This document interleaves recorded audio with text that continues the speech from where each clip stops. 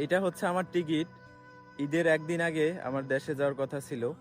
আর এই টিকিটটা কাটছি আমি আমার পরিবারের মানুষকে না জানায়া তাদেরকে সারপ্রাইজ দেওয়ার জন্য এই টিকিটটা কাটছিলাম।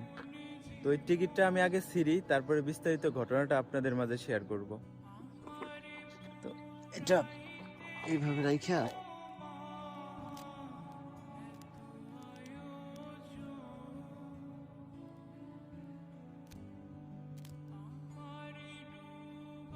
এই টিকিটটা ছিলাম কিসের জন্য জানেন?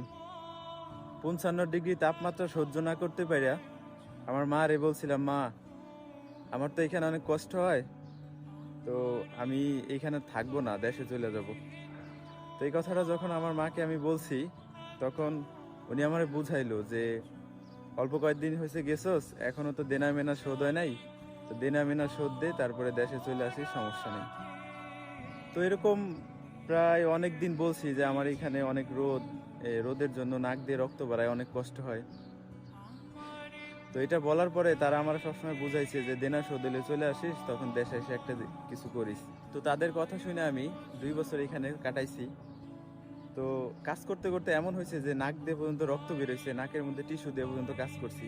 তারপরও কাজ করে দেনা মেনা শোধ দিছি, ফ্যামিলি চালাইছি, অনেক কষ্ট করছি।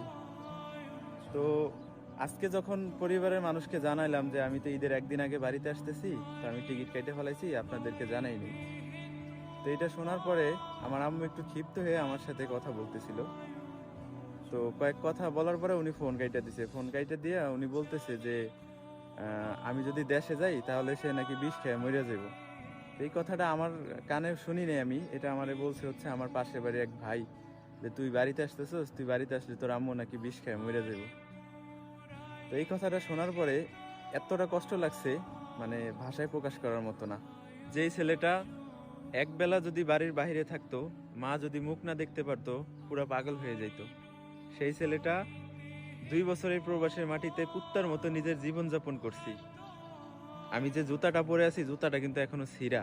ছিঁড়া জুতা পরে মনে করেন যে ডিউটি করছি, বাড়িতে টাকা পাঠাইছি, 1 টাকা খরচ করি নাই, শুধুমাত্র পরিবারের মুখে হাসি ফোটানোর জন্য। আর এখন বাড়ি যাওয়ার উদ্দেশ্য নিছি, বাড়ির থেকে যখন বলে যে তুই যদি বাড়িতে আসস তাহলে আমি বিষ খেয়ে মরে যাবো, মা যদি এই কথা বলে, একটা ছেলের জন্য কতটুকু কষ্টজনক হইতে পারে বিষয়টা। আমিও বলে দিছি যে আমি যদি এই প্রবাসের মাটিতে মারাও যাই, আমার লাশটা যেন বাড়িতে না যায়। তো ভাবতেছি যে রাস্তার পাশে যেহেতু দাঁড়াই আছি, তো এখান দিয়ে গাড়ি যায়, এই যে দেখেন এটা হচ্ছে রাস্তা, তো এখান দিয়ে অনেক স্পিডে গাড়ি যায়, এখানে যায় দাঁড়াবো, গাড়ি একটা আইসা মনে করেন রাস্তা